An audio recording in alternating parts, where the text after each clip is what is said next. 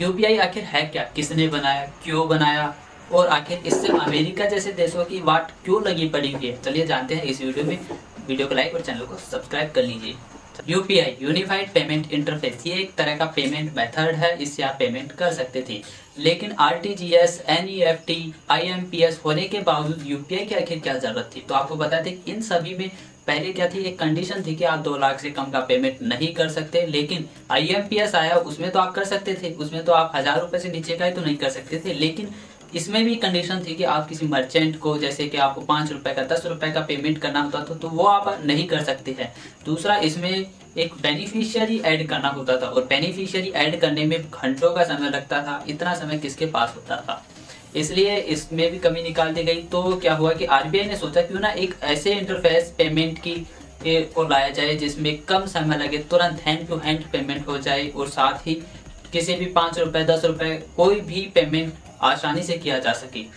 NPCI, national payment corporation of India, जिसने IMPS बनाया था, उसने आईएमपीएस का एक अपग्रेड वर्जन निकाला जिसका नाम उन्होंने रखा यूपीआई। और इसको आरबीआई के गवर्नर रघुराम राजन और साथ ही दिलीप शाह ने मिलकर के इसे लॉन्च किया था। इसमें अलग ही क्या था, तो इसमें एक वर्चुअल आईडी दी गई कस्टमर्स को और कहा गया कि इस वर्चुअल आईडी से आप किसी भी अकाउंट में पैसे ट्रांसफर कर सकते थे।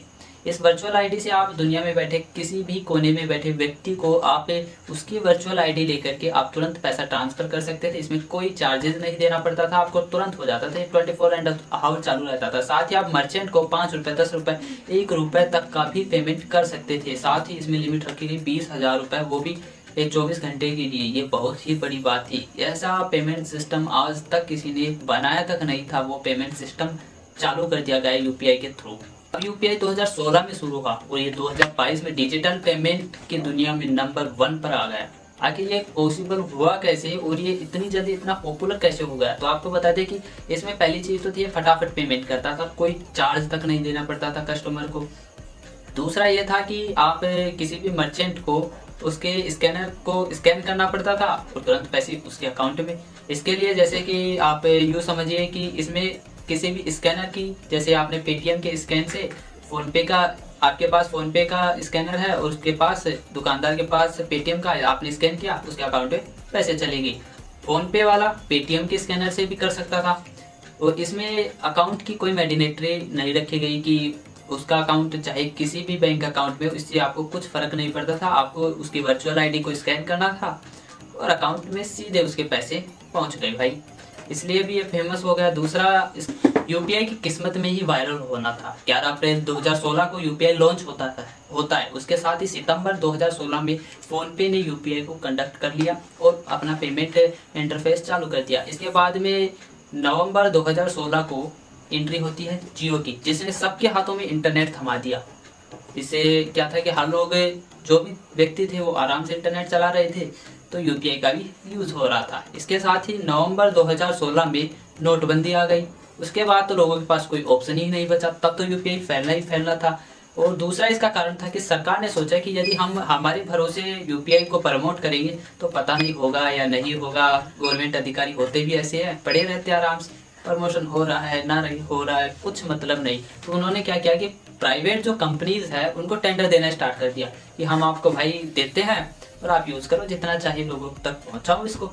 और इसके बाद क्या हुआ कि फ़ोनपे ने ले लिया, उसके बाद जीपे, गूगल पे ने लिया। अब गूगल पे है भाई, इतनी बड़ी कंपनी गूगल की है, इतनी बड़ी कंपनी इन्वेस्टर है इसमें, तो भाई लोगों का विश्वास उठा इस पर और लोगों ने यूज़ करना शुरू किया। और जीपे ने इसको दबा करके प्रमोट किया, यूपीआई पेमेंट करो तो यूपीआई से करो, ऐसे करके दबा के प्रमोट किया। इसके बाद एंट्री होती है पेटीएम की। पेटीएम ने भी भाई अब इसको अडोप्ट कर लिया। अब भाई यूपीआई को हमने बनाया, हम यूज़ ले रहे हैं, तो इसमें अमेरिका की कैसे लगी पड़ी हुई है और अमेरिका इससे क्यों जला हुआ है। तो आपको बता दें कि अमेरिका का कहना है कि भारत जैसा गरीब देश, डेवलपिंग देश एक ऐसा सिस्टम लेके आया जो हमारे पास भी नहीं है। लेके आया, चलो कोई बात नहीं, लेके भी आ गया, लेकिन इसने एक नई कंपनी बना डाली, NPCI, national payment corporation of India, जिसका काम है कि दुनिया भर में यूपीआई को एक्सेप्ट करवाना। सबसे पहले यूपीआई को एक्सेप्ट किया भूटान ने, इसके बाद जापान ने भी इसमें इंटरेस्ट दिखाया, सऊदी अरब में भी अब ये चलने लगा है धीरे धीरे, सिंगापुर, मलेशिया ने भी एक्सेप्ट कर लिया है। ऐसे दुनिया भर में इसको एक्सेप्ट करना स्टार्ट कर दिया है। और 10 देश ने तो अभी तक अप्लाई भी कर डाला है कि भाई हमारे देश में लेके आओ यूपीआई, ये फ्री को ऑफ कॉस्ट हमारे देश में वैसे वीज़ा मास्टर कार्ड आते हैं, ये भाई बड़ा चार्ज लेते हैं और ये चार्ज एक सामान्य कस्टमर तो एक्सेप्ट नहीं कर सकता। तो ग्रोथ रुकी हुई है देशों की, आ रहे हैं और इंटरेस्ट दिखा रहे हैं। अब रही बात हमें इससे क्या फ़ायदा होगा कि दूसरे देशों को ऐसे ही फ्री में चलाने के लिए दे रहे हैं, तो हमें इससे क्या फ़ायदा? तो हमें भी इससे बड़ा फ़ायदा, जैसे कि कोई टूरिज्म के नाम पर किसी दूसरे देश में जाता है, अब उसको क्या वहाँ पर उस देश की करेंसी की ज़रूरत पड़ती है, और वो करेंसी जब एक्सचेंज कराती है तो उस पर कुछ ज़्यादा चार्ज लगता है जो हमें देना पड़ता है। अब उस देश में तो पहले ही यूपीआई चल रही है, हम तो हमारे पैसे रुपए में उसको ट्रांसफ़र कर डालेंगे, तो हमें तो ज़रूरत ही नहीं है करेंसी एक्सचेंज कराने की। तो इसका तो सबसे बड़ा फ़ायदा तो हमें ही मिलने वाला है। चलने तो दूसरे देशों में जितना चलेगा उतना ही हमारा फ़ायदा है। दूसरा, नोट्स की छपाई भी महंगी पड़ती थी, जैसे कि कोई नोट्स ख़राब हो गया या फिर गल गया या फिर किसी ने उस पर लिख दिया कि सोनम गुप्ता बेवफा है, तो उन नोट्स को बदलना भी पड़ता था, उनकी कॉस्टिंग भी लगती थी, नए नोट्स भी छपाई करने पड़ते थे, इसमें भी कॉस्टिंग लगती थी। सरकार का ये सारा पैसा बच गया और उन्होंने यूपीआई के एडवर्टीजमेंट पर ये पैसा लगा डाला, और यूपीआई जानते हो कितना चढ़ गया है, पॉपुलर हो गया आज।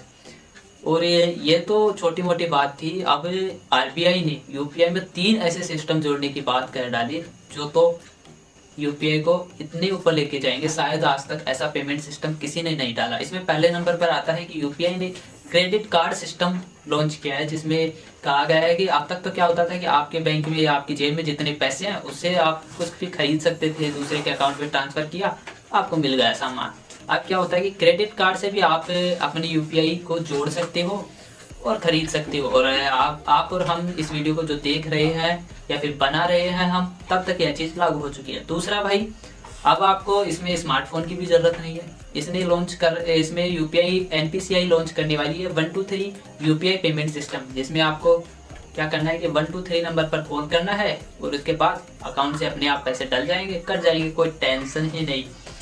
एक यूपीआई ऑटो पे सिस्टम जो चालू तो साल 2020 में ही हो गया था, लेकिन बहुत से कम लोगों को इसके बारे में पता होता है। जैसे कि आपने किसी बैंक से लोन लिया तो बैंक क्या करता है कि किस्त को ऑटोमेटिक आपके अकाउंट से कट कर लेता है। इसी तरह से यूपीआई ऑटो पे सिस्टम है, जैसे कि आपने एक बार बिजली का पेमेंट किया, उसके बाद ऑटो पे सिस्टम चालू किया और चालू करने के बाद ऑटोमेटिक आपके बिजली का बिल महीने के महीने उसका पेमेंट होता रहेगा आपके अकाउंट से। इसी तरह से बिजली का बिल, पानी का बिल भी भरा जा सकता है। एक बार आपने शेड्यूल लगाया फिर ऑटोमेटिक आपके बैंक अकाउंट से उसके पैसे कटते रहेंगे। इस तरह ऑटो पे सिस्टम काम करता है। अब आप बिना इंटरनेट के भी पैसे ट्रांसफ़र कर सकते हो। इसके लिए आपको एक यूपीआई लाइट ऐप डाउनलोड करना होगा और उसमें आप पहले से ही 1000 रुपये डाल लो, और उसके बाद आप बिना इंटरनेट के एक बार में 200 रुपये किसी भी मर्चेंट को या फिर कहीं भी ट्रांसफ़र कर सकते हो। वन टाइम के लिए आप 200 रुपीज़ कहीं भी ट्रांसफ़र कर सकते हो। तो आप